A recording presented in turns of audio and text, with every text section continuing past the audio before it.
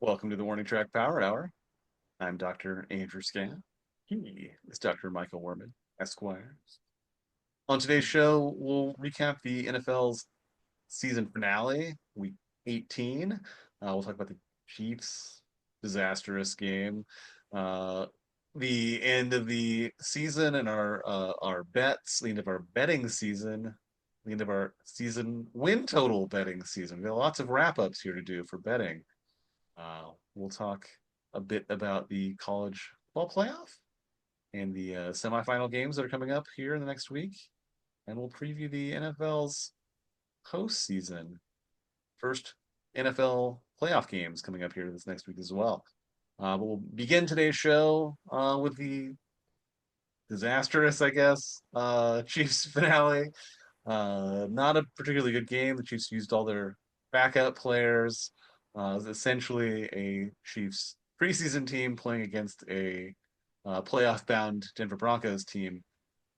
Mike, were you concerned about the final score, 38 nothing, or do you just chalk it up as being a meaningless season finale where the Chiefs really didn't care and it doesn't mean anything at all? What do you think? Yeah, I wasn't in the building when the Chiefs were game planning, of course, so I don't really know. Like it was usually when the Chiefs play their backups in these end of the season games, if they've already solidified a playoff spot or seed or whatever, they do okay. And like I remember a couple of like last year they Blaine Gabbert and the Chiefs beat the Chargers.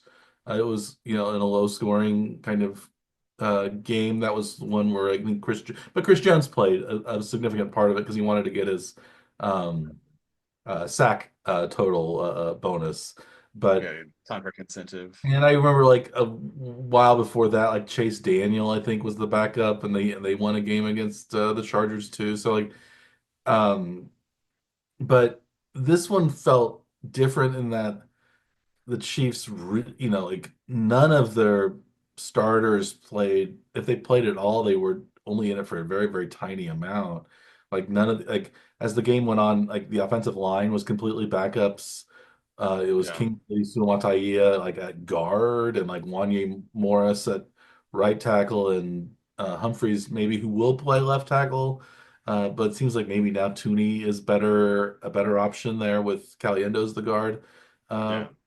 would be better. So like and like the defensive line, nobody like the starters were not really in. I don't think the linebackers. I don't remember hearing much. No.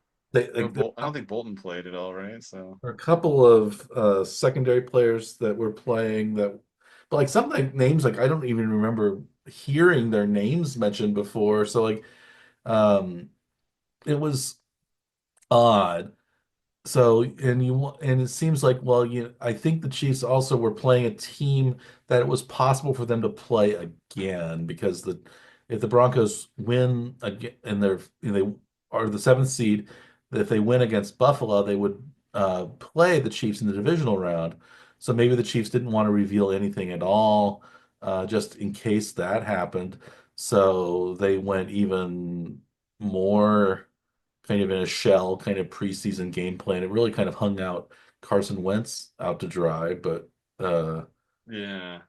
but And yeah, he did not play very he well didn't play very either. well, but he didn't have any time to throw.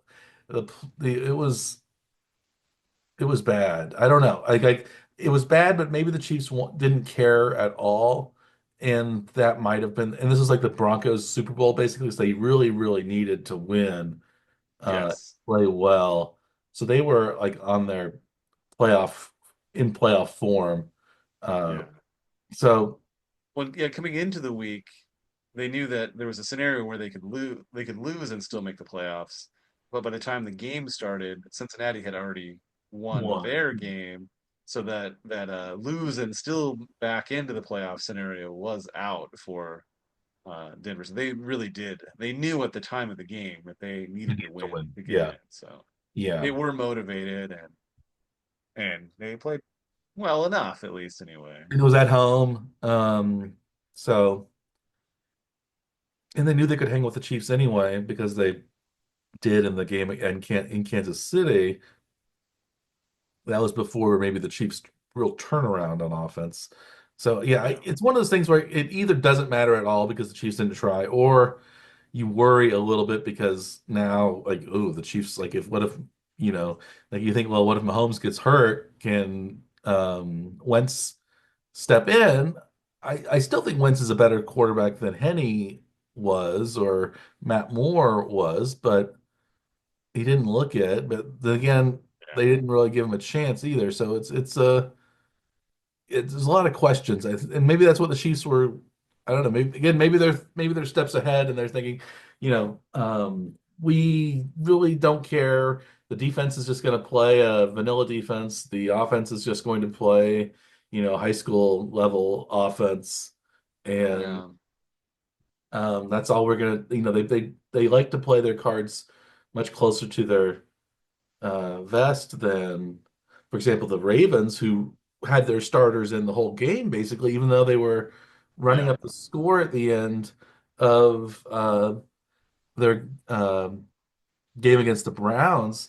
They had, Derrick Henry and Lamar Jackson were in the fourth quarter when they're up by 28 points or something like that. So, like, Yeah. it was a little strange, like, why, and this is was one of the things where, like, the Chiefs do, you know, conserve as much energy as they can. And so Yeah. maybe it was just one of those, but it also leaves you to worry that, okay, maybe the Chiefs are very vulnerable because at least people in Chiefs uniforms got destroyed by a playoff team. And you think that could happen again. This was all the time off that they're going to have. Are they going to be um, in their best form by the time, 2 weeks from now? The rust versus rest scenario. Yes. They will have plenty of time to rest, so uh yeah, you're going to be pushing that limit. But do you give any credence to the maybe the rumor mill that the Chiefs were just trying to make sure that Cincinnati did not make the playoffs? Because that has come up. Yeah, that has come up. I think they didn't care if Cincinnati made it or not. Because again, Cincinnati, if they were in it, they were the seventh seed, they'd go to Buffalo. And I think the Chiefs match up poorly against Denver and they match up poorly against Cincinnati. So I don't think it really mattered who got the uh who made it. But Buffalo, I think Buffalo is probably glad they're playing Denver rather than Cincinnati because Cincinnati, the last time Cincinnati played the Bills in the playoffs, Cincinnati just rolled Buffalo two Yeah. years ago, and um, so maybe Buffalo's a little bit happy, but it seems like the Chiefs have, you have to give them the benefit of the doubt because they've won two in a row and they've had so much success under Mahomes. They've made six straight AFC Championship games. They only have to Yes. win one game to get a seventh in a row. So you think they can do that. And then if they can do that, they can win, they can go to the Super Bowl again. And get the three Okay. in a row. So you got maybe they're really, really focused on the three in a row that they don't care how they look in the games that don't matter, and they only are concerned about the playoffs. I don't know. That's so Well, that's the hope anyway, but I don't know if right. that's really what's going on. Well, that game definitely did not matter. I mean, Yeah. it didn't make any difference at all for the Chiefs in any way. It didn't affect their playoff seeding. It didn't affect anything else. They walk away from the game without having any of their starters being injured or Yeah. playing in that last game. So that's one of those things where it's like, well, it seems like on paper everything is lined up for another deep playoff run because they have Everybody's going to be made healthy. all these exact moves to get to this position so that they can be ready for Yeah. the playoffs, and that's been the whole purpose of this season. So on paper, right, like you said, it's all lined up now, right? So, Nobody got and banged up this week. maybe they've even like given Denver more confidence to go, you know, try to beat up on Buffalo this coming week then too. So maybe that was part of their reasoning was like, well, if maybe Denver, is more motivated to go to Buffalo, they think they have a chance to win, then maybe they actually have a better chance to win, and we think we can beat Denver in the playoffs. So or at least maybe that's part of the strategy in some regard too. But you wouldn't maybe, or think, at least give Denver can at least rough up Buffalo some, and because the yeah, Chiefs, the Chiefs, not only they survived this week really with no injuries, they aren't going to have any injuries next week either, unlike the other teams who are going to beat each other up in the playoffs right. in the first round. So, Baltimore, who's looked pretty good, he's going to have a tough fought game against Pittsburgh, even if Pittsburgh has been kind of slumping. Uh, And you know, those two teams do not like each other at all. in Being Buffalo, division rivals, already yeah, played yeah, twice. Yeah, yeah, and so you hope that in this game, if it's the Chiefs, the Steelers win that game because then the Chiefs would likely play the Steelers. I guess if Buffalo lost, also, well, technically, I guess the best case scenario would be if both Buffalo and um, the Ravens lost. That would at least it would seem as if the Chiefs' biggest rivals were vanquished, at least on the AFC side. yeah. Because I think at least most people think that it's a three-way race in the AFC between among the Chiefs, the Bills, and the Ravens. And Uh, everyone else is kind of on the everyone else is, outside. is a step below, Yeah, um, which might be true.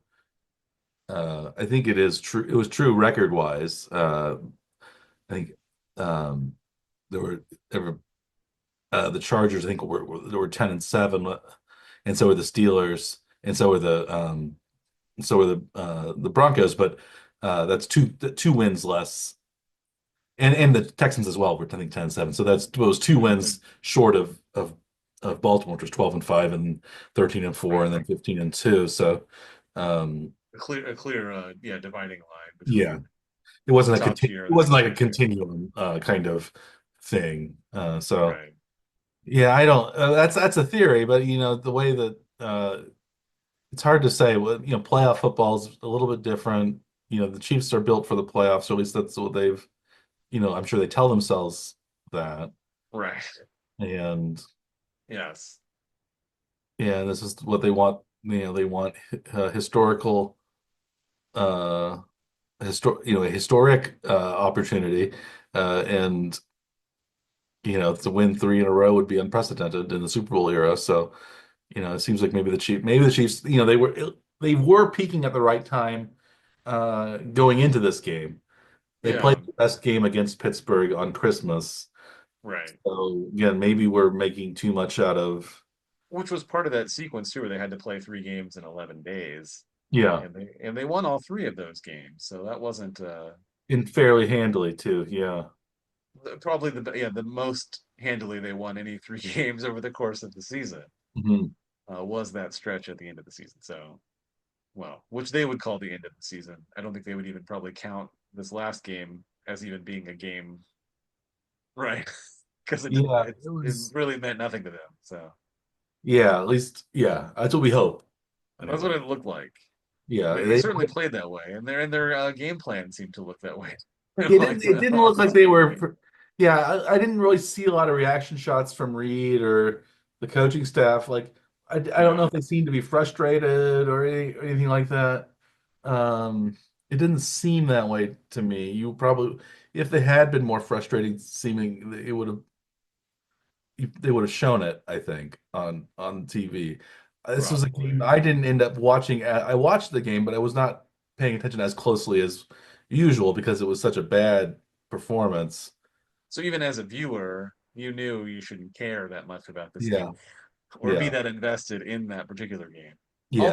Although you did make a bet on this game though. I did. The Chiefs were 10.5 point underdogs, and I thought, well, that's a lot of points. I thought the Chiefs would at least, with Wentz in there, they'd make it a game at least with the Broncos. I did like that the Broncos wore their retro uniforms. I like those uniforms much better than the normal current Broncos uniforms. The Yes. so I think they should play those. Those should be their regular uniforms, I think. Um, Yeah. but I think so I did bet Chiefs plus 10.5. They lost 38-0, so I was way off. I was 4 touchdowns off the spread here. And the Chiefs had a chance. Butker, had a chance to kick a field goal to make it 30-3 or something to three at one point. I think it was 31-3 or something like that. It would have been at that uh, point. But 24-3 or somewhere maybe in there. that's Yeah. another thing maybe you would worry about if it's a close game because Butker has been injured. He hasn't played his best, but he has kicked well in pressure situations. So maybe you can give him the benefit of the doubt too, but I don't know. So I worry a little bit about him. So I'm more even though this game was meaningless, I'm a little more worried about the Chiefs than I was the week before. Um, but that was my lone loss of the week in my locks of the week. Fortunately, I had another winning stretch. Um, so uh, I was 2-1, but that was my one loss. The Chiefs, yeah, it's week 18. Hard to predict what week 18 is going to be. Week 18 we'll talk about the big board for us. It was a losing week for both of us because, it's hard. Most of these teams had playoff spots either sewn up or they were eliminated. So it was really hard to tell how they were going to play. There was not a lot being played for. And like we think we mentioned before, if you're playing for a playoff spot in the final week, that doesn't necessarily mean that you're going to achieve what you want to achieve because you're probably not. Because if you're a really good team, you would have done that. You would have already sewn up your playoff spot. Like, the Right. Dolphins, if they were a good team, they lost to the Jets, they would have sewn up their playoff spot already. So, you think that's Right. or the Falcons we'll talk about as another one of my pets. But anyway, I don't know if maybe we should leave the Chiefs and get back and go to our bets. Um, your locks of the week didn't turn out so well, but it was I think a symptom mainly of just the unpredictability of week 18. Oh, well, yeah, a lot of it was, but then a lot of it was just like games that went like weird ways. Uh, there was an overtime game in one of my locks that I had an under in, which usually is like that's like the nightmare scenario for an under better. Yeah. It's an extra period with more point scoring opportunities. And I had a team that was supposed to be the number one draft pick when all they had to do was lose one more game, and then they decided to go after it, Yeah. which is very bizarre. Maybe we should talk about that one first, since it was a team that we're already sort of referenced in this segment with Buffalo. Yeah. So you had the Bills Patriots game. What was the spread in that one? It was a little bit. Buffalo's favored by only 2.5, so they just needed a field to win by a field goal. But yeah, New England decided that they were gonna stay competitive in this one through the game. We ended up winning 23-16, which then knocks them from the 1 seed to the 4 seed, I believe, to the fourth pick in the draft for next season. Uh, the team's not really playing for anything other than this draft pick. The players aren't going to want to lose. The coach, in theory, doesn't want to lose, but we're not exactly sure what the scenario is right now. But it ended up costing the Gerard Mayo's job too, right? Because Mayo Yeah. ended up being fired after like an hour or so after the game was over. It was announced that he's been relieved from his position there. So yeah, we don't know exactly what happened there, but if the team, if he was already knew he was going to be fired, and then he's like, well, let's go win this last game Yeah. just to stick it to him. But yeah, I mean, the players don't want to lose. They're playing for their future jobs. They don't want to lose the game. So, be a hard sell to tell the team that they need to lose. But the team probably wanted the team to, the franchise wanted the Yeah. players The top to brass, I outperform the think. best. Yeah, because even if you have because like one reason you would say well it didn't matter whether they won or lost because they already have their quarterback of the future in Drake May. You could Yeah, say well at least if you have that first pick you can trade there's a lot of trade value or so, you can at least get you get your first pick or maybe you could find if you think there's a quarterback that's better than May you can trade May and yeah, pick number one and um but I don't. Yeah, this is Didn't make a lot of sense. speaking of the big board again. This is one of the I think one of the few games of the year where both of us went 0 for 3 on the big board. Uh, Oh yes, yeah. I don't know how many games have been like that. This 23-16 actually tripped the over. We both went under. It was over because it was 38 and a half points. So it was one Yes. half over on the It ended up being overs. 39 points. Yes. 39 points. So it was really close on that, but we had the same picks on this one. Yeah, I thought, well, we know how much Josh Allen was going to play. He only played, I think, one play or two plays, something like that, because he wanted, I don't know why they wanted to keep his consecutive game streak alive. And he was, vying for an MVP Yeah. too. So you'd think maybe he wants to put up some numbers just to show It gives him a quarterback that. loss though, technically, because he was the starter. So he did lose this game. Uh, Right. but he was in a. I guess the Buffalo was playing somewhat. They already had this 2 seed locked up. They didn't need it. There was nothing for them to play for really, other than maybe some bonuses and things like that. But um, And Drake May played, I think, just one possession also, which is yeah, but it seems like odd too. the yeah, it was Because you think if Jacoby. they're trying to win, that they would actually like leave their starter in. But Joe Milton was Joe the Milton was QB in it for most of most of it. the Yeah, game. Milton looked pretty good. I thought he was Wow. at least especially at the beginning of the game, he looked really good in that game. Did you get a Yeah. chance to watch any of it? I watched some of it. I watched part of it, but I wasn't paying that close attention to Yeah, it. So yeah, it was Trubisky against Milton. Yeah, but Milton though, 22-29, 241 yards and a touchdown. No yeah. no sacks. He had a rushing touchdown as well. He had 16 yards on the ground on 10 attempts, which isn't that great, I guess. But They yeah, might he have did have been a rushing some of them touchdown. might have been kneel downs at the end too, though. Yeah. Um, But yeah, that's a pretty good performance for, backup quarterback that hasn't seen a lot of time. yeah, uh, first start NFL start. So you think, yeah, that's pretty good. But yeah, maybe the Patriots have something to look forward to. But then, of course, they fired, like you said, they fired Gerard Mayo right after the game, and But it was it? wasn't like a couple days later. It was like right after the game, which Yeah, so this is was like it seemed like if you're gonna fire him that quickly, it seems like that will have been that was decided before the game started. or it was an angry Direct angry response. result of the game itself. One or Or the other, which means that like yes, it's either like Gerard Mayo knew he was getting fired, so he wanted to win that game. went Screw him. after the game, or he decided he was going to win the game regardless, and then they got mad at him and fired him like on the Yeah, spot. Right? It's like it seems like it was one of those two scenarios, yeah. which we never hear about the actual No. reasons, but those are the speculative reasons that that are easy to think of from our Mhm. perspectives, right?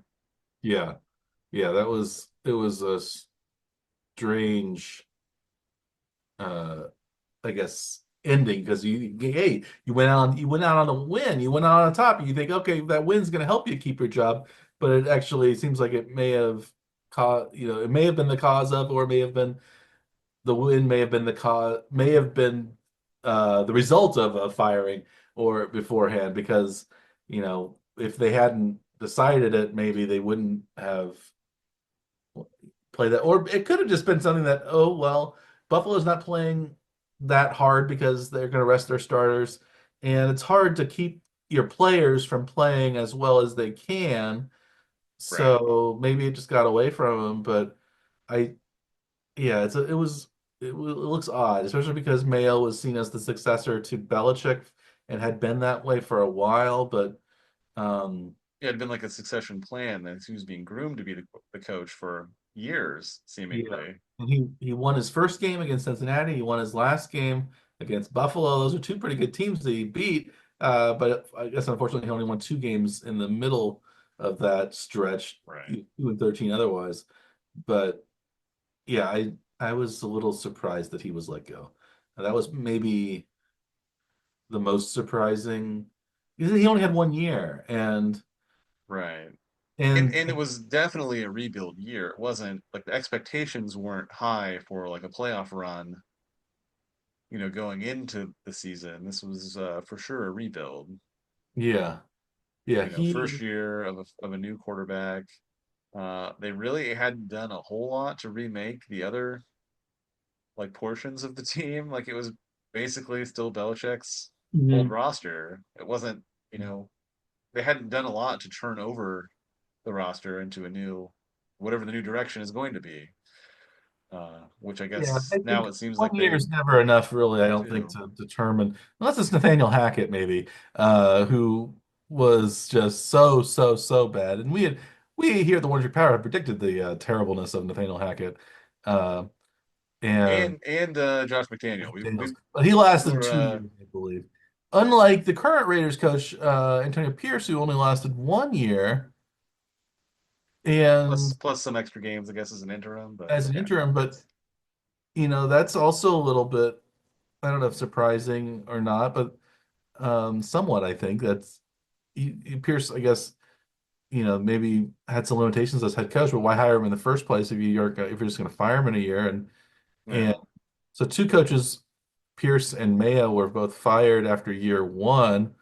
Um, they were also both black head coaches, which I don't know. Does it seem like black coaches maybe this has been a critical criticism point that they seem to have shorter leashes maybe than white head coaches, at least in terms yeah, of you don't have a the wording. I guess the wording white guys that got fired after 1 year, except you have Hackett as maybe the exception that proves like he was you know right, really really really bad.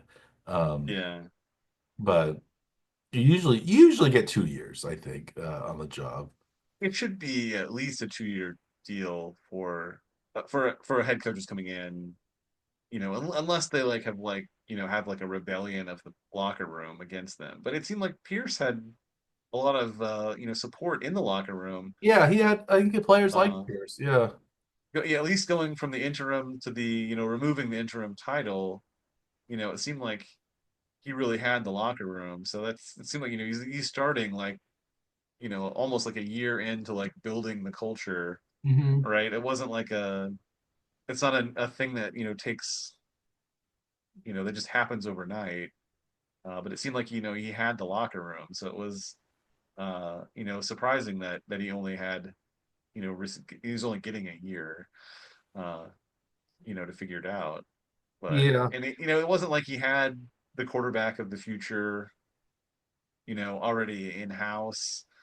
They went out and got another quarterback. They ended up starting the season, Mhm. And he had a and lot then of there were injuries, of injury course. problems. And then the guy that they were sort of like relying on to be the potential future starter, I'm Hmm. not sure why they think he is the star, like in O'Connell.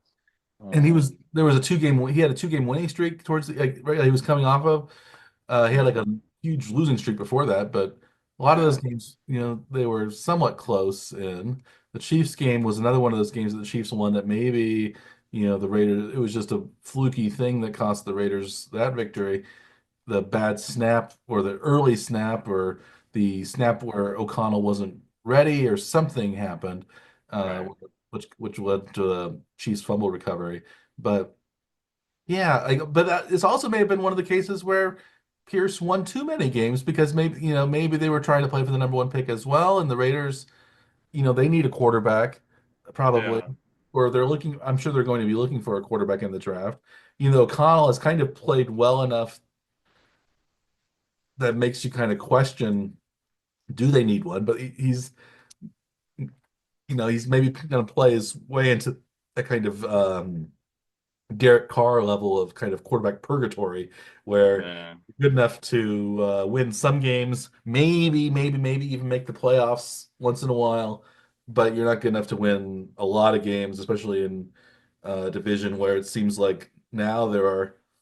I don't know if you're going to put, even though Bo Nix has too few letters in his name, now there are maybe three good quarterbacks in the division, and you need a quarterback. And so the Raiders, they drafted maybe the best player who was not a quarterback in the draft this year, Brock Bowers, who's looked really, really good yeah, as a tight end. This is his first year, and he has, hundred and something receptions, over 1,000 receiving yards already. Seems like he's maybe the best, maybe the best tight end in football as a rookie. Especially with Kelsey kind of going, at least it seems like maybe losing a few steps. Yeah. Uh, We also have to remember that the Raiders had picked a first round tight end in the previous season, so usually don't need yeah, Michael Meyer. Yeah, or maybe he was. that many high draft, high round draft pick tight ends on one team. Yeah. Usually only need one. Well, they were But too late to get a quarterback because Nix was gone. Like they had all six of the first round quarterbacks were gone by. I guess Spencer Rattler he was too early for a first rounder. They could have gotten him or something. Rattler actually has played pretty well over the last few games for the Saints. So and New Orleans is another one of those teams looking for head coaches. Um, which is where Derek Carr is too, right? Because this is where Derek Carr is. Yeah. you did mention him. Yeah, I did mention Derek Carr. Uh, So we also have what the Jets, Jaguars, and Bears are the there's all remaining these head coaches. coaching Yeah. openings. And we have The Bears won their final game of the season too. against Green Bay. And then again, Green Bay wasn't really playing for a whole lot. They could have maybe Yeah. jockeyed a little bit for playoff position, whether they were sixth or seventh seed. Well, they Uh, weren't playing for a lot, but they did start uh their Jordan Love, who did take a hand injury during. yes, yes, that was maybe, and this was his throwing hand too, wasn't it? Or yeah, Yeah. And then later in the game, the backup quarterback also hit his hand on a defensive player's helmet. So both QBs were warming up on the sideline, stretching out their hands to see if they could grip and throw a football. That's not a great look no, from a playoff bound team to be seeing that, on video at the same time, right? yeah, yeah. Uh, Okay. So that's it. Yeah, that's that. So the NFC, so, Green Bay is the seventh seed in the NFC. That'll set up a kind of interesting 2-7 matchup where you're talking about quarterback uncertainty again with they're going to be playing the Eagles, I think, and it seems like maybe Hurts and or Pickett are still also kind of injured in Philadelphia. So there's a Tanner McKee. Um, and who's the third quarterback in Who's the third string? Yeah, I don't even know. it's Malik Willis as their backup, so it's gonna be uh I don't know. Yeah. But I Let think me Jalen see. Hurts is probably gonna play.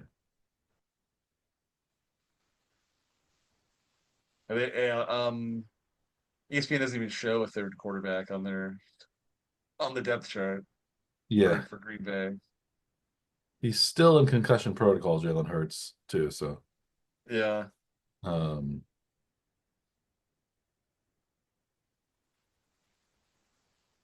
I don't know if Kenny Pickett maybe the Kenny Pickett, Malik Willis uh Kenny Pickett has broken ribs, so That's tough to play through, just in general. yeah, he does. Tanner McKee played last week for the Eagles again, who had already sewn up the number two seed in there. They didn't have a whole lot to play for either. Um, they beat the Giants. Maybe we should get back to our bets, or do you want to talk Yeah. more about coaching vacancies? Do we have? Well, we've got the coach making some that's already kind of laid out. Should we maybe just Let's finish just that quickly and then do that? yeah. We've I already mentioned all six teams that have all 16. openings. Do you think any of the Chiefs coordinators will be uh interview. I guess it seems like Matt Nagy already has maybe two interviews lined up. He has the Jets and possibly the Saints as potential places. I don't know about Spags. Um, They were talking about him a lot on the broadcast during the Denver game about him, looking for potential head coaching job. If whether or that head coach that team should be looking at him for head coaching yeah, jobs, whether or not he will, get them. But yeah, as you mentioned, yeah, Nagy has been linked. Yeah, what two different jobs already? yeah. From what have surmised from you, Dr. Scaff, you would be not unhappy to see Nagy go. I think probably we would be much. would be very unhappy to see Spags go because I think as a defensive Absolutely. coordinator, he's If somebody wants to interview and hire Nagy like today, I think there's a whole section of Chiefs fans that would be happily there to send him off yeah, it's like is he the because the problem? offense does not look great under him since he's taken over for Bieniemy. No, I guess you could say that's also he's been working in the post Tyreek Hill era, but it didn't Yeah, look that bad in the 1 year with Bieniemy still as the uh, right. when they played the Eagles Super Bowl year. Yeah, So yeah, I don't know how but Nagy is a former Coach of the Year winner. He won 12 games with Mitch Trubisky as his quarterback. He I think he led the Bears to much more success than they've had with Matt Eberflus. So maybe he's right. looking good in hindsight, and maybe he's one of those guys who's a better head coach than a coordinator. Even I don't know. I don't Um, know. you don't have to Yeah, be. from what it sounded like, a lot of the Bears fans were happy to see him go too, though. So I don't Yeah, know. but now you would think the Bears would have liked to have him back compared to what happened after. It's Uh, possible. but yeah, I don't. Uh, it seems like also Mike Vrabel has maybe been mentioned for a lot of these openings. He's maybe the biggest, at least free agent commodity. The Bears, we also mentioned before the show started, asked to interview current, at least for another week or so, coach of the Dallas Cowboys, Mike McCarthy, for their opening, but the Cowboys said no, so that might be signaling that McCarthy who could be also let go. This is the last year of his contract. Yeah, He might be retained as the head coach in Dallas, and Dallas did kind of rally in the end of the year to finish 8-9, right? It wasn't that the record at the end of the year. I think so. Um, so what were they? Yeah, um, yeah, they 7-10. were 7-10, and had they won, I guess they would have been 8-9 against. They lost to the Commanders on the final, which also no, no. That's when all the players, the Cowboys had just kind of shut it down as well. They didn't want to, CeeDee Lamb was out, and Yeah, Prescott's been gone the most of the season. So, yeah. um, but But one of the things I think we always like to talk about anyway, six openings. Which one is the best opening? Which one is the least desirable opening of those six, Mike? I think the least desirable Is is, it New England? I think it's the Jets. Because I think it's the Jets because A, yeah, you don't have a that's a long-term tough one. quarterback situation. Yes. B, the Jets have sucked for so long, and you're in New York, you're going to hear it from everybody. I think maybe The you could say, expectations are high and the yeah, fans are loud yeah. New England, at least always. you could say maybe has meddling ownership, but they've been successful in the recent past. The But Raiders, you're still dealing with Belichick era. Like yeah. it has not turned over. It's still, those same players, the same mentalities, the same culture, I guess, right? So Maybe that's why they bring in somebody like Mike Vrabel, who's similar in some ways, but maybe a little they different. don't have He to, never coached under Belichick, he only yeah, played under Belichick. yeah. Um, yeah, but I think the Jets is the worst opening. If I mean, in some ways it's not because it's a more lucrative team playing in New York. There's maybe more room for becoming a star. But you see the people they've interviewed. They interviewed Nagy, they interviewed Rex Ryan again. He's not. He wasn't.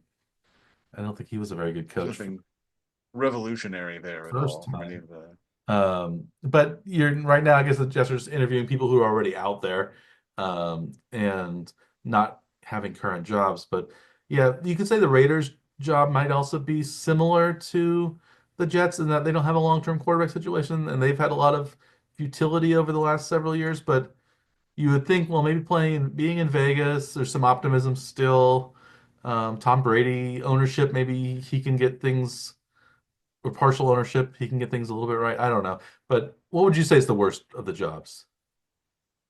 mean, yeah, and Jacksonville's a little weird too, I think, right? Jacksonville's Because it's weird. New Orleans is kind of weird. Like those are, you would say none of these jobs are top tier. yeah, The Bears job, maybe you would it might say, be okay. It seems like they have a quarterback of the future already there, as New England also seemingly has an okay QB situation. Yeah, the Jets one has to be tough. That's probably the worst one. I think you're right.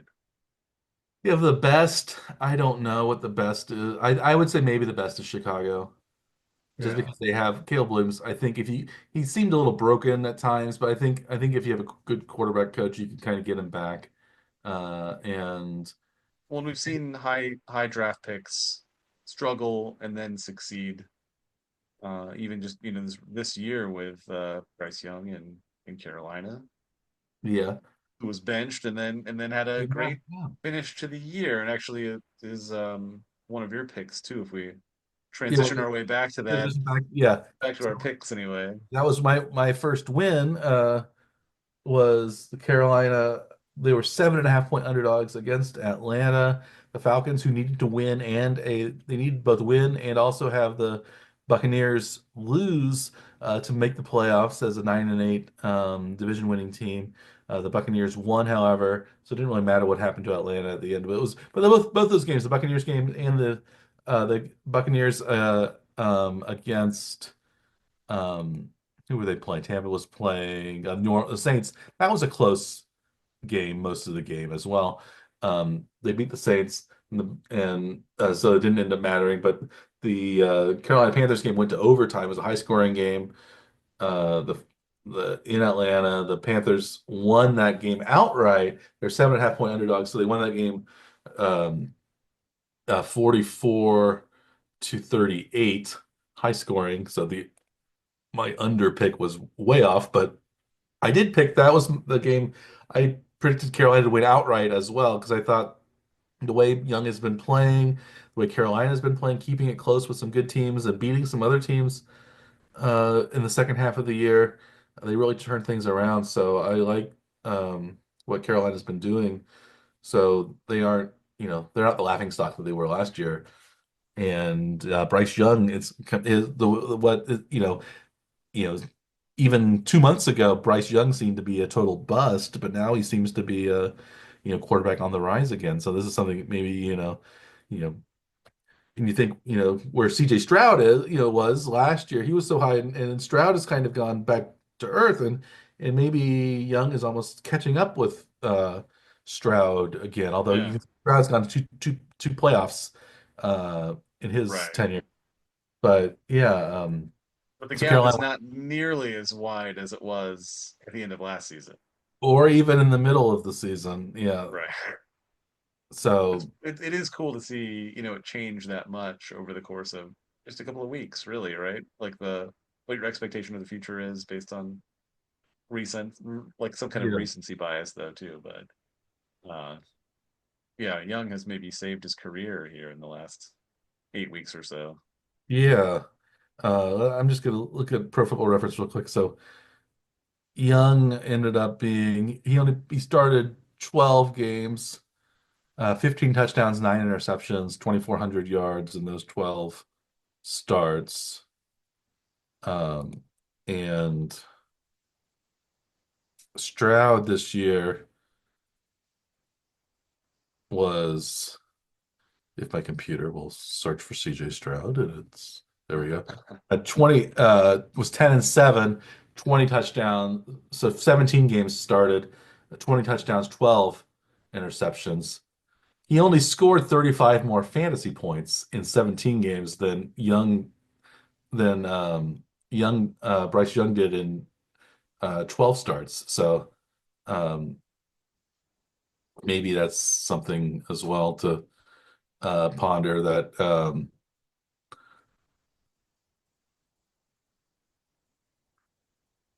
I'm trying to look at the rushing and receiving stats um, for Stroud. Stroud did have 233 yards rushing this year, no touchdowns, and Bryce Young had 249 yards rushing, so only a few more rushing yards, but six rushing touchdowns. So he added that to it. So, like, in terms of productivity per game, it seems like actually Young was a little bit better, and that includes Young's terrible start to the season as well, because he was started so poorly and he was benched for a few weeks in favor of Andy Dalton. So you would say at least this year they were almost even, you might say, in how well they did. Um, and with the arrow pointing up for Young and the arrow pointing down for Stroud, even though Stroud's first season was miles better than you know than Young has done, but Yeah. this was sort of a sophomore slump for sure for Stroud, who didn't have all of his weapons. Stephon Diggs was hurt. Tank Dell got hurt a couple times, but um, Right. Well, and even with Carolina's, they only finished with 5 wins on the season, but in a tough stretch, they lost only one score games to the Chiefs, Bucks, and Eagles in 3 straight weeks. All 3 games were just within one score, so they did take a lot of losses, but they were playing playoff teams very closely yeah, down the stretch with Young. So it's not by any means a disastrous season for Carolina or Bryce Young. So that's you know actually looks maybe things are looking up like you mentioned. yeah, they were looking up for me at least in that bet. So that was they went Right. outright in the game when they're 7.5 point underdogs. How about your second lock of the week that didn't yours didn't turn out to be a a functioning lock. It turned out to be None of my locks were successful this week actually, but the second game I did mention the another overtime game was Jacksonville Indianapolis, which I had taken the under in, and the game ended up being the Colts ended up winning 26-23 in the overtime. Uh, say if the game had not been tied up relatively late, then the under still would have been successful. So that's one of those better nightmares. I think is probably how to describe that game. Not a great game. You don't really want to watch it, but maybe it gives you an incentive to watch it, and then it goes poorly at the very end. That's pretty annoying as a better to watch to have that end that way, I suppose. Yeah, that was Did another you end up close watching any one. of that game? I didn't watch much of it at all. It Yeah. was I think Joe Flacco played instead of Anthony Richardson. Um, it was a Mac Jones led Right. Jacksonville team, and so of course that game led to at least, well, maybe it was the straw that broke the camel's back anyway in the Doug Peterson firing after the game was over. But although they did keep the general manager, Trent Baalke, who has been around through at least two or three coaches. So it seems like he has been good at preserving his job. And so, it seems like part of the general manager's job is to hire a good coach. And he could say, well, Yeah. it's not my fault. It's the coach's fault for not getting the players that I've been putting, on the field. I've been making good rosters, but I don't know if that's the case either.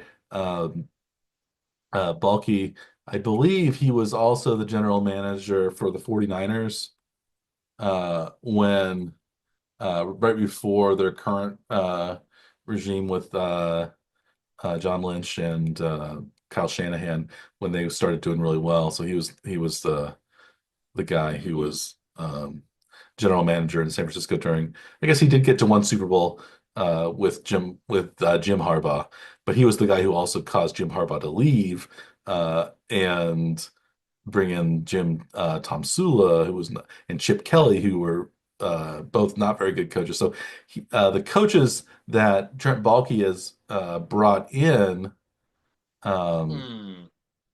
include. Uh, let's see who are the last several coaches of the Jaguars. I believe he hired Urban Meyer Who was right before Peterson? before Peterson. So uh, yeah, that's not good.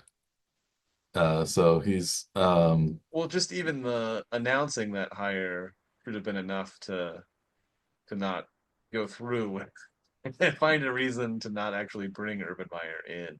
Seemed like, right? yes, but no, they went through with it. It went poorly. It ended Yeah, I poorly. guess I don't know if Balky was hired before Meyer came in or if Meyer was hired before Balky came in. Maybe they came in at the same time. They didn't have anything to do with each other, but usually I think you hire the GM first and then you, Typically, it's unless odd if it doesn't go that way. unless it's Andy Reid or something like that with the Chiefs, I think they hired him first and then found a GM who would be willing to work with Reid when they. Yeah, willing to, or Reed was okay with. Yeah, basically. Maybe is the more John appropriate way to Dorsey was the phrase that. one who came in and then he left and then I think John Dorsey was a very good GM, I think, when it came to finding talent, but I think he was not very good at handling the cap, if I remember correctly. So Yeah, um, he's also been a person. He's now on the Lions in the Lions front office, and the Lions have been very good since he's been hired. So um, he's not a GM, but he's a senior personnel executive. So yeah. um, So maybe that is a better role for him than mhm, being the face of the business side of the organization. yeah. But yeah, so back to our bets. My third lock of the week, which turned out to be my second victory of the week, was a team that I've been doing well with over the course of the year. I think whenever I have been betting on Arizona, or at least I've been leaning Arizona, sometimes they've done well for me. They were 4.5 point favorites over the 49ers, who again, this is a lost season for San Francisco, basically. Uh, and Arizona was playing at home. They were 4.5 point favorites, something that they probably that hasn't been seen. The Cardinals as 4.5 point favorites over the 49ers for a very long time.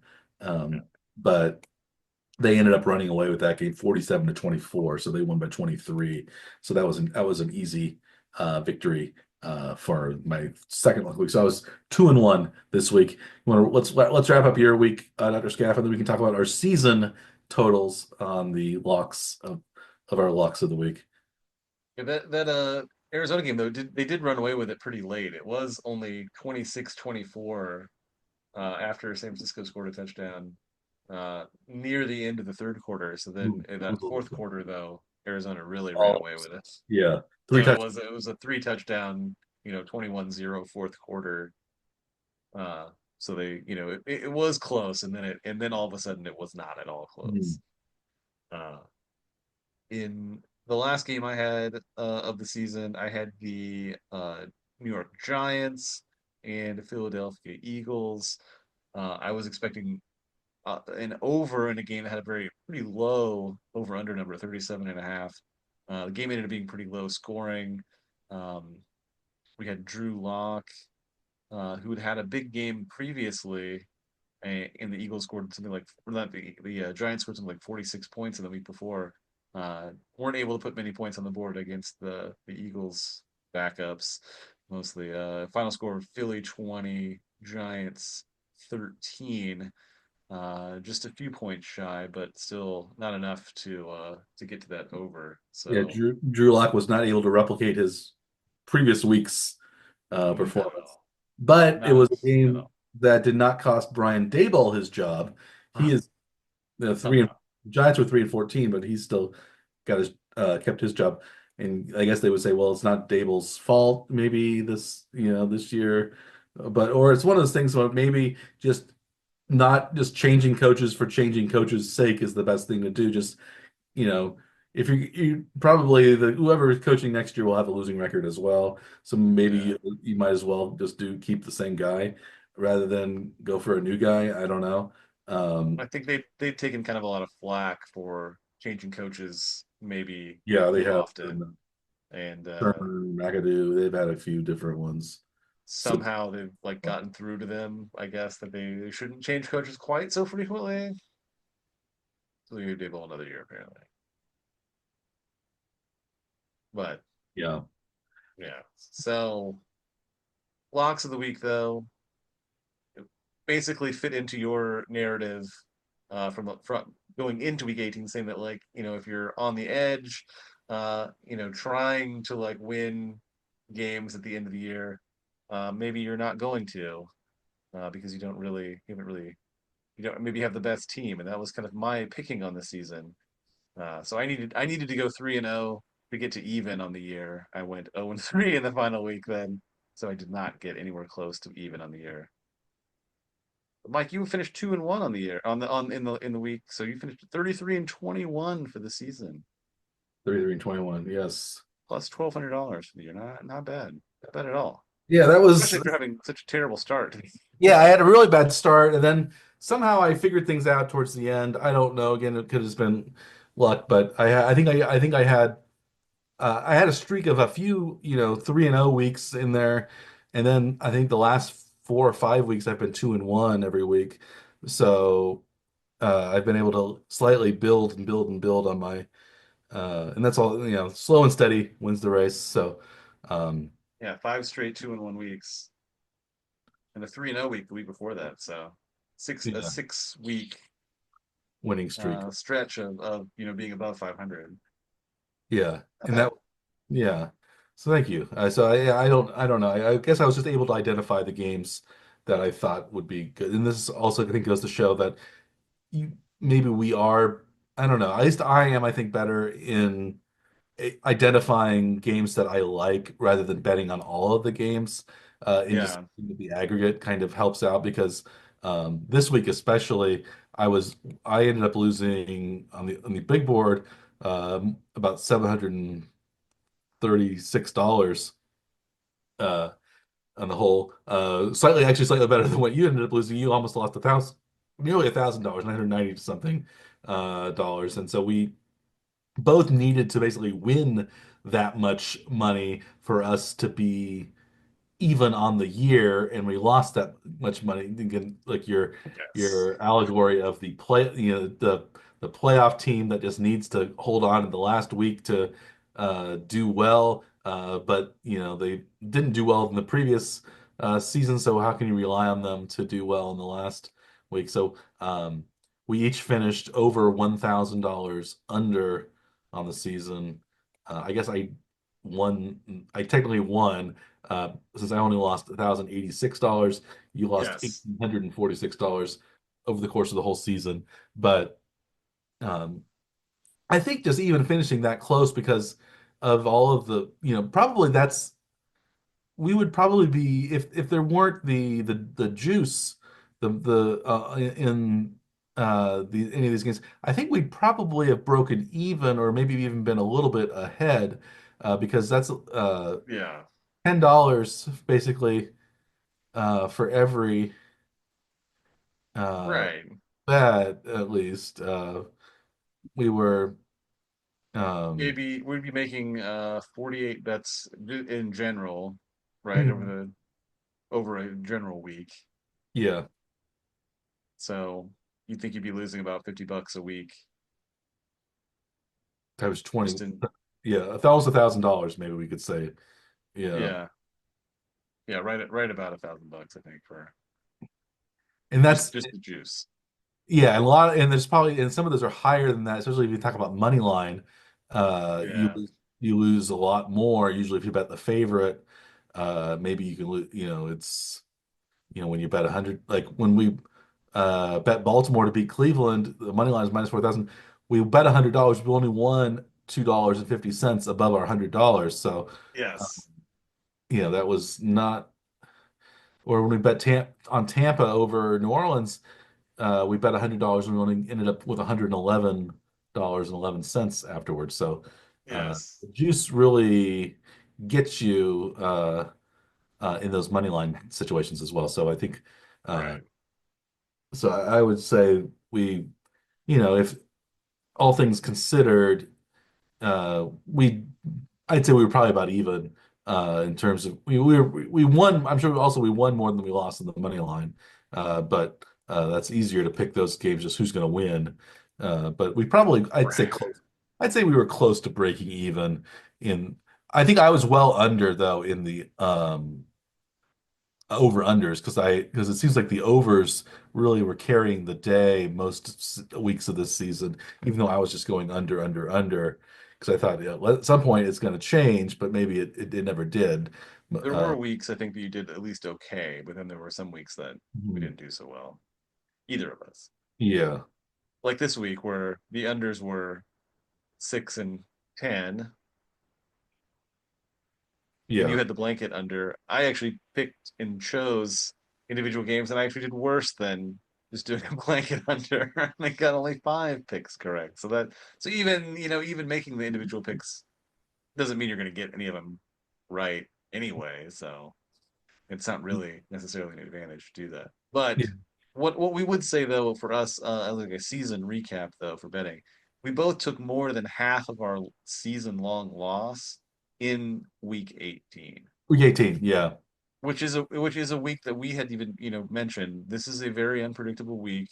I don't think either of us really wanted to make bets, but that's what we do in this segment is to make bets on all the games. So we have to do it for this purpose. Mhm. And it proved our point that you probably shouldn't bet week 18 if Yeah. you're being serious about this and you're actually Yeah. wanting to like gamble on games. This is probably not the best week to do that. Yeah, especially not a a large amount. So like, when I was tactical in my betting, I did okay, but Yes. it still was an unpredictable, very more unpredictable, I think, than any other week is. This is one of the things where maybe you need, in some ways, probably some not inside information, but like a lot of information for each bet to do well We on.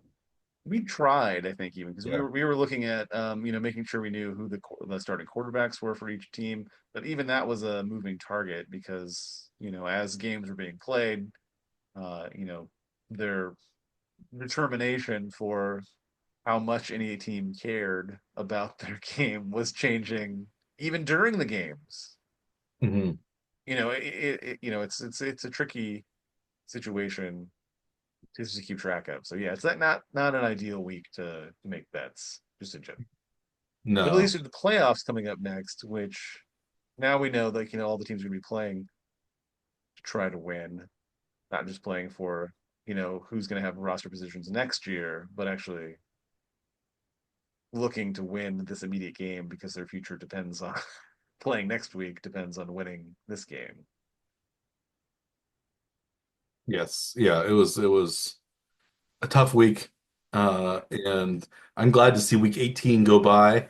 Now we can get into the playoffs, which we'll talk about in just a few minutes. But first, do we want to talk about the playoffs in college football? It's the Final Four in. Maybe just real quickly before we move on to college football, should we just say the results of our season win total bets that we made Oh before the yeah, season started?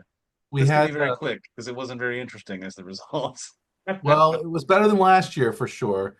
We Um, did better than last year. yeah, we picked the over/under in terms of win totals for each of the 32 NFL teams, and it turns out that we could have been each of us could have been replaced by a coin, since we correctly surmised that 16 teams uh, correctly in terms of over under win totals. For example, the Chiefs we both got right. We both picked them to be over the 11 and a half win total. Of course, they won 15 games, so that was comfortably over. So we got that one right. We, however, were both incorrect on a number of other uh, on the in the AFC West. We only got the Chiefs right. We missed all of the others. I believe we picked uh, the Raiders over 6.5. They were under with 4. We picked the Chargers under 8.5. Each of us. They were over with 11. Or were they 11-6? Did the Chargers finish 11-6? Uh, yeah, I think so. Okay. 'Cause they won the last week, right? Yeah, so I guess we were a little bit off on our. I was thinking they were 10-7 um, Hmm. They earlier. they were 10 and Ten and or they six. were they Yeah, were 10-7. No, they were 10-6, I guess. No. Yeah, they must have been 10-6 going into the last week, right? yeah, Yeah, they were 11. Yeah, 11-6. Yeah, they won 3 games on the to win. They were 8-6 and finished 11-6. There we go. So yeah, so we got the Chargers wrong, and we also got the Broncos wrong. We both picked them under. They were over with they had 10 wins, and they were predicted to have only 5.5 wins over under. So they were well over as well. So that kind of evens out. We each did okay in different I think I did better in the NFC. You did better in the AFC. But it turns out that we were 16 and 16 overall. So, I like, think we use different methodologies to make our picks. yeah, I think but we agreed on 21 of the 32 picks. So 11 we differed on, but yeah, it ended up being that we got exactly the same number of picks correct mhm, in the end. 16 and 16 each of us. yeah, well, Yeah, it could not have been more even or less interesting, I think, in the final results. that was somewhat like our, we made a lot of different bets, and we didn't, I don't think we have calculated our total number of bets correct versus incorrect, this for the season. Um, Oh, we were only one off uh correct picks last week. Uh and we were both the same. So we this week in terms of we each got 22 out of 48 in week 18. So um I believe yes. I have to update the number here. There we go. You got 453 out of 814 total picks, right? I got 452 out of 814 picks. So you got one more pick right. I actually won more money. Uh, Yeah, you did a lot better on the on actual my numbers. per pick basis, I guess I did. Yeah. But again, it shows how even, yeah, how even it couldn't have been. I guess it could have been slightly more even if I had gotten one more right. But Or uh, I got one less. Right, I yeah, guess. Yeah. yeah. Either way. But we were both 55.5% for me, 55.7% for you. Um, They both round to 56%. 56%. Yeah, which you would think would be enough to make money, but not enough to make money in the NFL if you're going to bet on the uh, Money money lines. line. Yeah. Yeah. And on the favorites more often than Yeah. not. Yeah, it's true. Because the favorites win more often than not. That's how they get you. Yes. Um, Sure. well, that wraps up our week 18, our regular season of the NFL. We'll move on to the postseason in a little bit. The Chiefs, of course, are moving on to the postseason as well, but they won't be playing in wildcard weekend. So we'll talk about some games in a few minutes that the Chiefs are not involved in, but maybe we should take our a brief interlude to talk about the college football playoff, where we're at the Final Four now. We hinted at our picks for the Final Four in the last episode of the One Track Power. Has anything changed between now and then, Dr. Scaff? The odds have remained the same. Notre Dame is 1.5 point favorites over Penn State in one of the semifinals. Ohio State remains 5.5 point favorites over Texas in the other. Um, Ohio State has looked the best probably of any of the teams so far. They rolled over Oregon in the quarterfinals. They are, I think, minus 140 now to win the national championship. All the other teams are plus 450 or higher to win the national championship. So Ohio State is the prohibitive favorite. I, of course, predicted Ohio State when they were plus 500, so I'm feeling pretty good right now on my futures bet. But so I believe both of us were leaning Penn State over Notre Dame earlier. I think I'm going to stay with Penn State, even though I've been betting against Penn State, and Penn State has been winning. I don't want to go against them again. I also want them to beat Notre Dame because it's one of my alma, Penn State's one of my alma maters. Notre Dame was one of my near alma maters. I almost went there for graduate school I don't know instead if I of knew that. Yale. That was my second choice Oh. of the places I got into. Um, so uh, Cool. yeah, so yeah, but I have an inkling though you might be leaning Notre Dame now. Yeah, I tended to avoid Notre Dame in general in betting. They've had this tendency to come up empty in some of these like big games in the past, but they played pretty well so far in the postseason in this series. I think I actually am gonna flip to Notre Dame. I think it makes our competition a little bit more interesting too.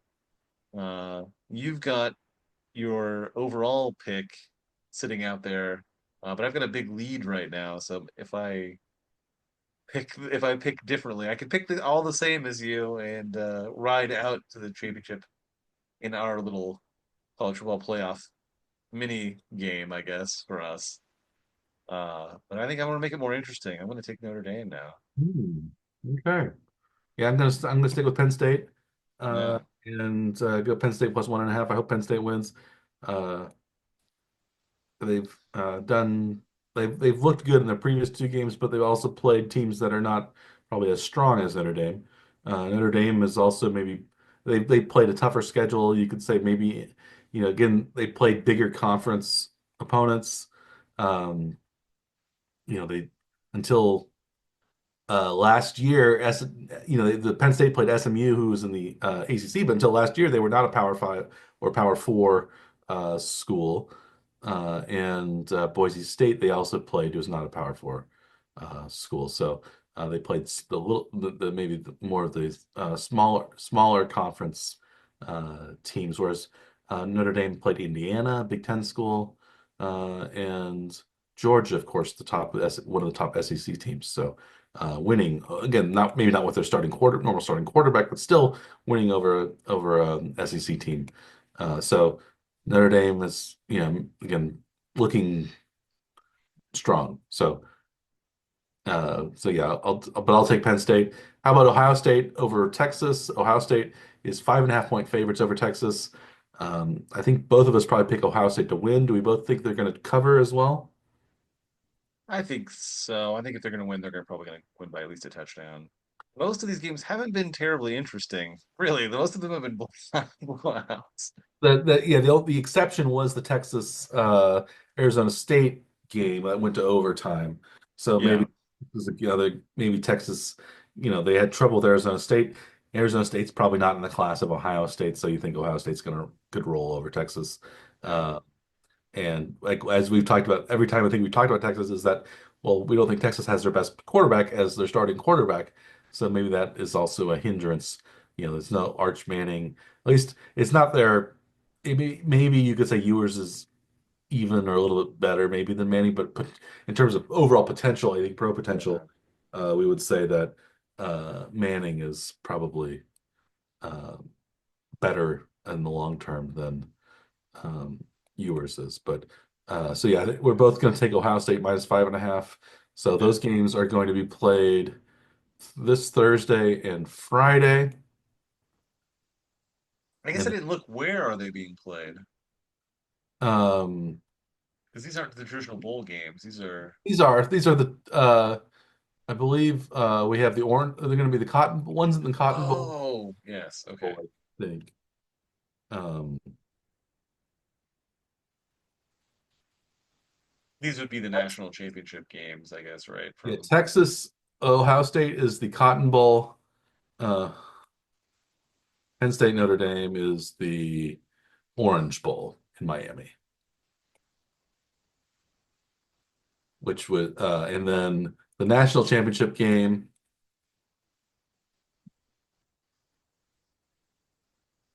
is in Atlanta. is it's in Atlanta. So it's the Yeah, site of the Mercedes-Benz Stadium. Peach Bowl. Yes, but not the old Beach Bowl.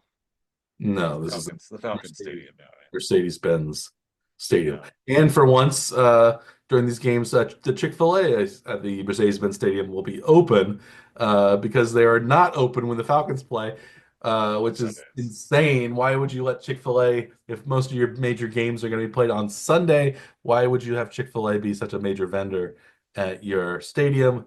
Does Um, make sense. but Who knows? Yeah, yeah. Anyways, that's our college football preview.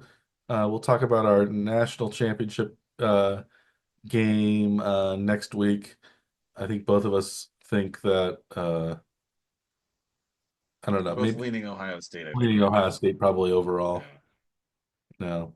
Unless, yeah, Penn State or Notre Dame does something absolutely insane to win their game and look so dominant, in the matchup against Ohio State that make Yeah. us like unseat our picks so far. Or I guess or Texas wins against Ohio State. That would also That would end that too. Yes, yes. that would also preclude us from picking Ohio State to win the national championship See, game. this is how little I thought of that being an option that I didn't even mention that, right? It's just like the other game is the one that matters, not the Ohio State's already won that one, Mike. Yeah. That's how confident we are in Ohio That's our State so confidence far. we are in Ohio State. Well, maybe that pride goeth before the fall, so maybe we should be picking them. So speaking of falls, should we move on to our uh, playoff predictions? So we're going to do the big board um, for the playoffs. Do maybe on the air we can just talk about a little bit about each game and see which way we're leaning. Sure. Do at least for the money line. The spreads might change between now and then, but we can do spread or money line.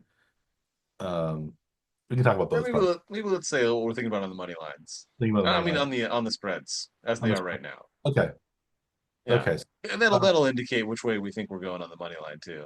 yeah. A Yeah. lot of the games are relatively close anyway for the spread, so Yeah. At least in the NFC, they're pretty close.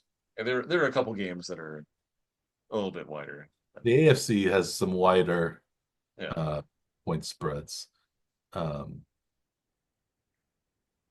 should we talk AFC first or NFC first? Or do you want to just do them in the order in which they're being played? I don't. Yeah. What's It's also what? AFC, NFC. I think it's being played first. All three AFC games are being played Oh, it before is. Yeah. I didn't even notice that. NFC games. Oh, that's So fine. Yeah. yeah, Interesting. that's odd. That is odd, I think. Yeah. It chronologically. I Yeah. was did you see the so the first game at 3:30 Central between the Texans and the Chargers at Houston. Have you seen that every Houston wild card game has been Saturday at 3:30 in their Oh. existence, or at least like eight straight wild card games that they've played? They always end up getting this Play the first one. early slot on Saturday, maybe because nobody cares about the Houston Texans.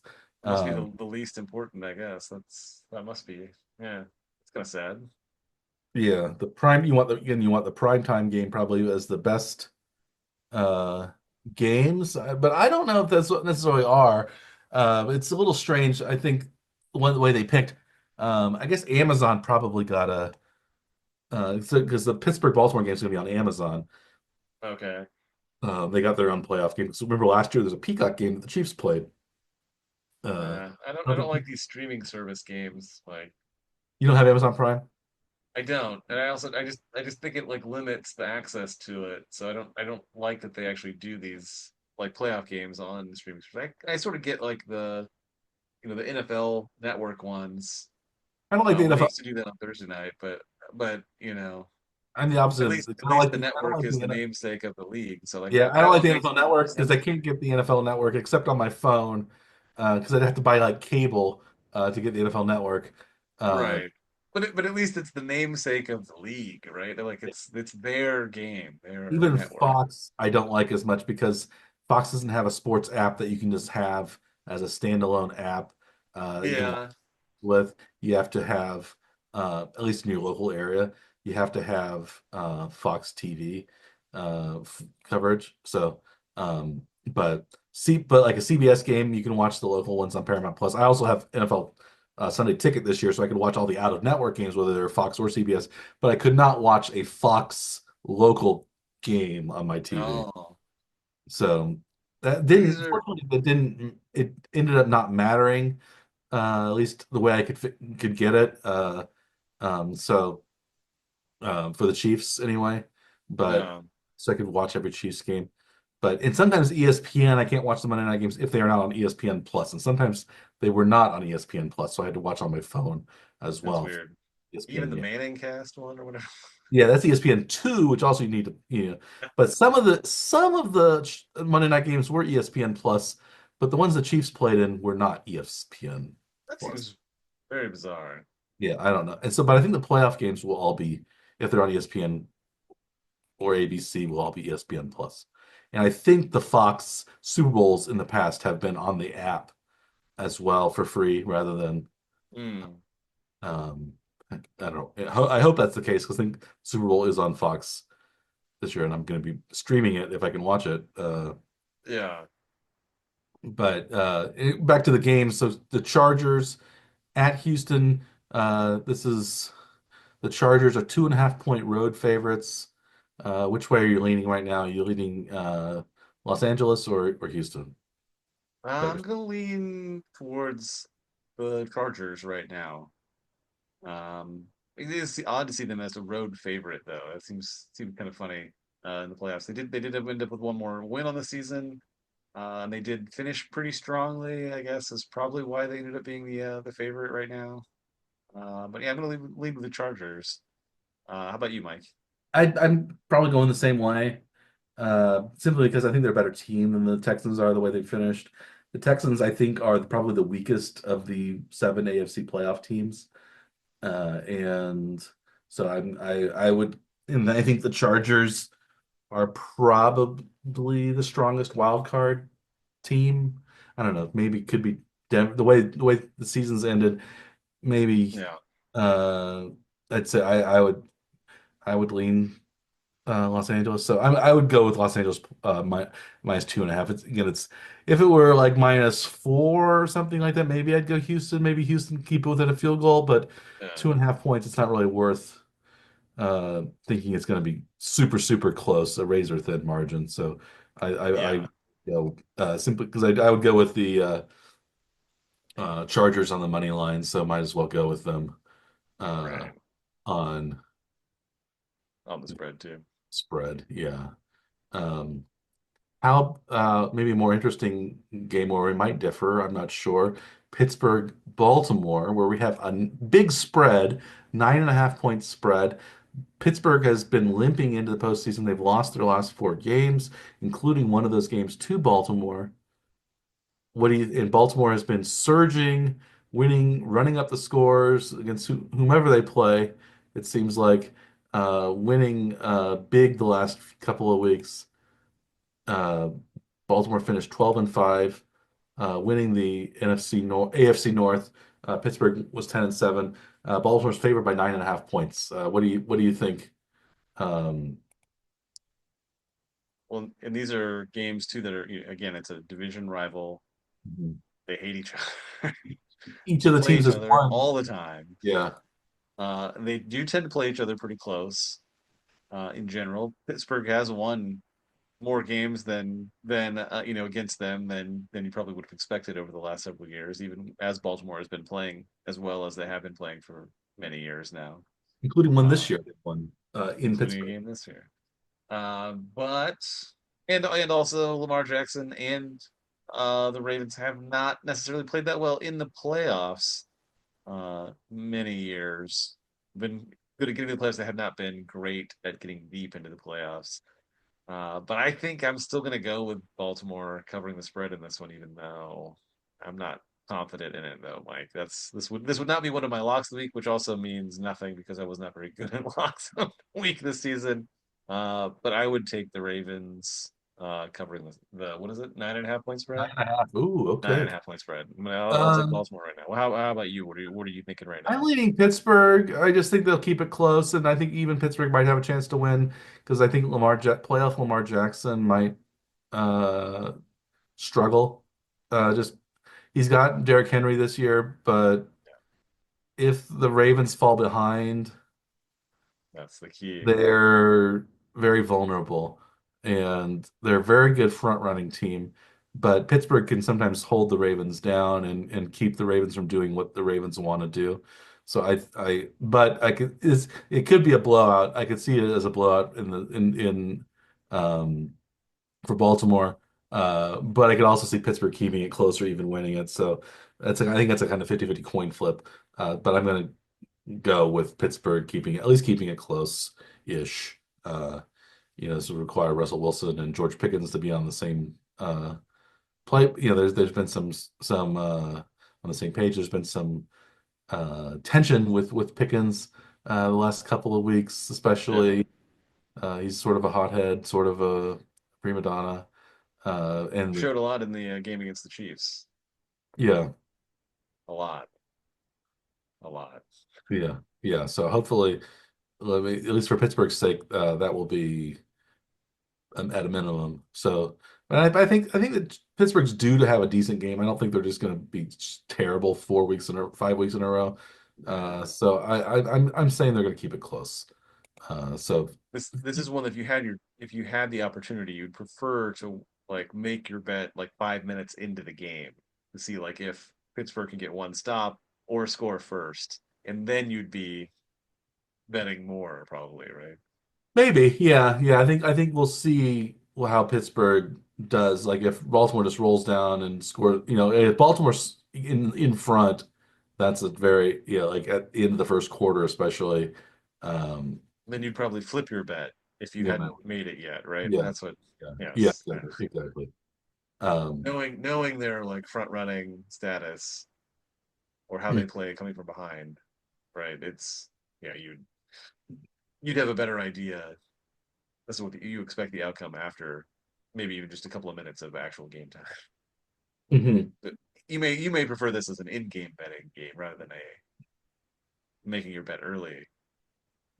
Maybe, but then you would say, well, maybe I wouldn't get the opportunity to get like I feel like maybe this to bet if you bet Denver now, it might be the best time. I'm not Denver to bet Pittsburgh now. It might be the best time to bet Pittsburgh because Right. you would see, oh, Pittsburgh's having keeping Baltimore struggling a little bit.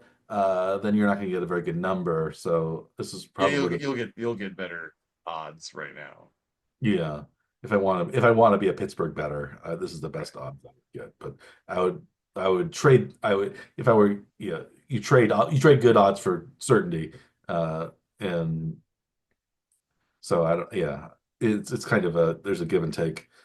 Um, but speaking of other large spreads, we have uh, Denver at Buffalo for the third AFC and final AFC wildcard game. Uh, this one would be the Saturday, it would be the Sunday daytime game at noon, 1 o'clock Eastern in Buffalo. Uh, Denver in some ways, I think this is more advantageous. It's not a night game in Buffalo. It's a day game in Buffalo. So the weather, if it's cold, at least it will be sunny out. And Denver's a cold weather team too. So they're not like, they're not going to be afraid of playing in cold weather in Buffalo. I don't know if it's going to snow or not, but um, Our Denver's expectation is 29 and only cloudy apparently. So Denver's eight and not a great. half point underdogs. So yeah, mean, I guess I'll go first. Maybe I'll go first this time. Sure. It's another large spread. I think Denver can keep it close at least, and I wouldn't be surprised if Denver won the game. It's another one of those games where I think with both Baltimore and Buffalo, they might be kind of tight because they are both expected to win rather easily these playoff games. And if games get close, if they get tough, they neither of these teams have had great playoff success over the years, especially because they have been in the Chiefs conference. There might be some pressing, and also we have MVP candidates in Lamar Jackson and um, Josh Allen. Each of them might try to do too much. Uh, and Denver has a good defense, very good front four, good secondary as well. Pittsburgh has a strong defense also. TJ Watt will be healthy by this point, I think. So I could see those underdogs keeping it close in both of the games. So I'm going to go Denver plus 8.5 on the third wild card. How about you? Uh, I'm leaning right now towards Buffalo covering the spread. Yeah, I don't really like that it's that big, but I kind of see them as wanting to run it up and make sure that they win handily. Uh, yeah, I'm not confident about this one either because the spread is so large. But yeah, as of now, I'm going to say Buffalo minus 8.5. Okay. Buffalo mindset. So we have two you've gone for the big spreads. You're gonna take the home teams to cover. I'm taking the Favorites, all away team favorites so far. Yes, to cover. If I had the money line, I might do all favorites, but I'm mm, not sure yet. I might again maybe want to pick a you know pick one of the underdogs, but they get some decent numbers on the money line so far. Pittsburgh's plus 410, Denver's plus 360. So those will be tempting at least yeah, yeah, just to yeah, just to take just for because a you shot at a bigger outcome, I guess. the outcome, yeah. Yeah. On the NFC side, we have mostly smaller point spreads. The biggest one of these is Green Bay at Philadelphia. Philadelphia is a 4.5 point favorite at home. This was the game we talked a little bit about earlier in the episode where we aren't quite sure what the quarterback situation is going to be for either of those teams. But assume Yeah. maybe we could assume if we assume all of them are healthy, maybe this is what the spread would be. It seems like to me, assuming that Hurts plays, Right. assuming that Love plays, uh, I wouldn't have been surprised to see a 4.5 point Philadelphia. The way Philadelphia's played this year, I believe Philadelphia and Green Bay also played the opening game of the season in Brazil uh, Mm, er, in week one. The day was this was the day after the Chiefs opened up against the Ravens. that's The right. um, I believe the Eagles won in Brazil. So, what do you think? Do you think the Eagles will repeat their Brazilian performance, or will they be waxed by the Green Bay Packers? Nice setup for that one. That's pretty good. I just thought of it as I was, or I could say blown out because that's another Brazilian blowout is another Yeah, that's a thing. yeah. I think it involves hair on the head, however, I believe. Right. Yes, as opposed to removal elsewhere. Yes. Uh, um, yeah, so the last week of the season, we saw Philly resting most of their starters. The playoff game, they will have Saquon Barkley.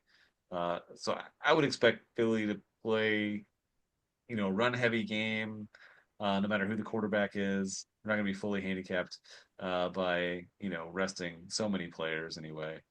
I don't like Green Bay's situation though. If Jordan Love is hindered at all or not playing, I think in either of those scenarios, I think you're looking pretty heavily towards Philly. Uh, unless there's like a bunch of turnovers or something like that to make the game really, you know, flip on something unknown. So I'm again leaning to the home favorite. Uh, it's a close enough spread that it's not as worrisome, I don't think. So I'm looking at Philly minus 4.5. How about you? I think I'm going the same way actually, because I think at least I think Hertz is probably usually you aren't out 3 weeks for a concussion unless it's really really severe. Um, I think Saquon is going to play. I think Philadelphia's defense is more consistent than Green Bay's defense is. I think I think maybe Philadelphia is the best team right now in the NFC. I thought maybe it was going to be Minnesota, but the way they look, we didn't talk about Minnesota losing to Detroit, but the way they looked Yeah. against Detroit was not very good. And Detroit has been, I think, riddled with injuries, especially on the defensive side of the ball. So I think maybe Philadelphia is in the best shape actually to advance as the NFC representative in the Super Bowl. So they were in it 2 years ago. It seems like they've gotten over some of the inner turmoil that's been going on, but there's still it seems like there's still a lot of it bubbling up the surface. AJ Brown and Hurts don't seem to get along very well, and there's a couple other things, but I think 4.5 points, like you said, if it could be a closer game, could be a 3 point game, but I think Philadelphia could win by touchdown. And like you said, having Jordan Love's health status in the air, even with Kenny Pickett, I think it seems like the Eagles have proven that they can win. So if Pickett plays, although his ribs have been hurt, so maybe Tanner McKee. Um, if so there's so many. I guess this is one of those games where you want to wait until it becomes clear who the quarterback's going to be, how healthy they are. Yeah. But I think on if I had to go right now, I'd go Philadelphia as well. And so you're saying that that might flip depending on what we find out about Jordan Love Yeah, yeah, over the next few days yeah, prior to the game. and maybe yeah. Malik Willis played okay in Jordan Love's absence, but he's not as good as Jordan Love. Um, Yeah. at least if Jordan Love doesn't make his kind of some boneheaded turnovers like he has been sometimes uh, want to do. Um, Yes. the Sunday night game is going to be Jaden Daniels and the Washington Commanders at Baker Mayfield and the surging Tampa Bay Buccaneers. The Buccaneers are 3-point favorites at home. Who do you like in that wild card matchup? The uh, I believe that's the 4-5 matchup. Well, it's the 3-6. It's a 3-6 matchup. Yeah. Tampa is the third seed. Yeah. Because the Rams are the four, I think, aren't they? Yeah. Yeah. So yeah. I think Washington is the most, like tested playoff team, at least anyway. I think they way outperformed their season expectation. I think they ended with 12 wins, 11 wins for the season, which is, way higher than what I think we predicted, somewhere Yeah, around four. Washington was 12 and they were 12-5.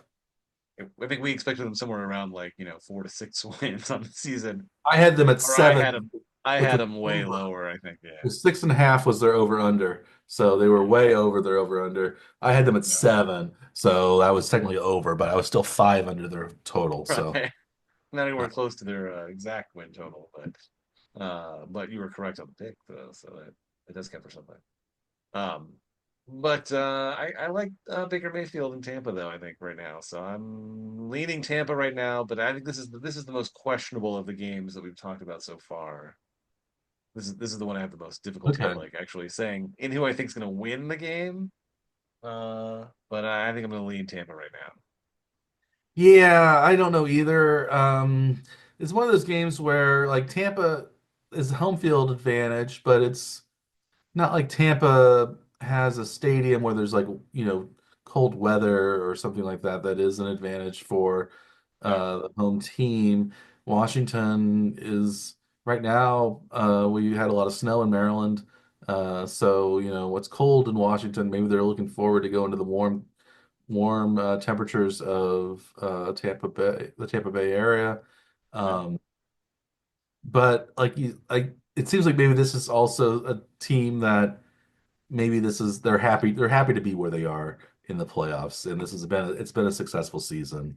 Uh, Tampa, they've had some injuries and they've really overcome them. I think Baker Mayfield probably feels like they made the playoffs last year, they can take a step forward and even make some noise in the playoff bracket. Um, I I think I'm leaning Tampa as well. I could see though Jaden Daniels have a huge game and Washington winning it, but I think Tampa's got a better roster top to bottom than Washington does. So But this is also the scenario where the untested playoff team, they're playing with house money. So maybe Washington goes out there and just really lays it out and uh, you know plays their best game because they have nothing to lose. They're not Their expectation was nothing coming into this, right? Like they weren't supposed to be a playoff team. yeah, Playing that's with true. house money. Maybe that's the narrative to Maybe. consider. Well, I might No, consider that. neither is are going with that right Right now, I'm not going with that, but it's possible by the end of the week I will switch my allegiances. But I think I Tampa won a playoff game last year. They won against Philadelphia last year in the wild card. They gave Detroit a run for their money, I think, in the divisional round. now. Uh, Hmm. so I'm gonna go Tampa right now, like you are. Yeah. Um, the last game I think is particularly interesting. This is one of those games where it seems like only a week or two ago we were thinking Minnesota was the team to beat in the NFC. They've dropped down to the number 5 seed, and now they go to the Rams and play the 4th seeded Los Angeles Rams. They are 1.5 point favorites on the road. Um, what do you think of the Vikings Rams matchup? This is one of the ones I'm kind of struggling with. Yeah. I'm actually leaning Rams uh, because it's at home. I think Stafford is a more experienced playoff quarterback. I think if it seems like Cup and Nakua are both healthy, the Rams defense has actually been pretty good without Aaron Donald this year, Yeah. at least at times. Um, being at home doesn't provide a lot of home field advantage for the Rams, but it's maybe more home field advantage than the Chargers get in the same state in SoFi Stadium. Uh, I Yeah. think I think Los Angeles has embraced the Rams more than they have the Chargers, It does seem that way. partly because the Rams have also won a Super Bowl in Los Angeles. They were Yes. the last non-Chiefs team to win the Super Bowl. Um, so they have playoff history success more than maybe there's some guys on there that have done really well. So I'm gonna go Rams right now. You're getting that 1.5 points, so it could be really a coin flip game too. So I think it's a toss Yeah. up. I'm gonna go Rams. I don't know. And in Minnesota's the way that they finished the season was so bad that like the last time we saw a team like let down that much really was probably that Bears game with the Hail Mary at the end, and then their season like completely changed on that. That had that game against the Lions had that same kind of feel to it anyway, where it's like that could be very deflating to Yeah, lose a game like that, even though it's another, the team with the same record as them. So, but going right into the playoffs with that kind of expectation and then playing so poorly in that final game, I think it's hard to see them recovering, like just bouncing back from that so quickly. Uh, so I think right now I'm leaning Rams, but if it see anything like during the week that makes me think that that was an aberration, then I would be willing to flip to Minnesota. So by the time we actually like make our picks, Mhm. it's possible that I'll be switching that one to Minnesota. But I think Okay. I'm leaning Rams as of right now with you. Okay, so it seems like we're um, on the same page in all the NFC games right now. Yeah, Um, we differ in 2 of the AFC games. So 4 out of 6 of the playoff games we are in agreement for. We'll see what happens when we make our bets on the big board when it comes to the over-unders. Um, I haven't decided yet whether I will keep my all under uh, decisions for the playoff games. That's possible, I think, but I don't know. I might do individual ones. I haven't quite decided yet. But we'll find out. We'll talk about this next week on the One Trick Power Hour, where we will discuss the college football playoff and the NFL playoffs, and that will So since we're talking about next week, does that mean we should end this week's episode of the so Power? We had an eventful week. We finished the regular season. We finished our regular season betting contests. They turned out to be. congratulations, Mike. Oh, thank you, thank you. All the way You around, yes. you won both of them last year, so we're even now. You are still winning our college football playoff, although I have the largest bet still hanging. If Ohio State happens to win it, that will be good for my end. But Yeah. so we'll see how we'll get closer to the ultimate finale of the college football playoff.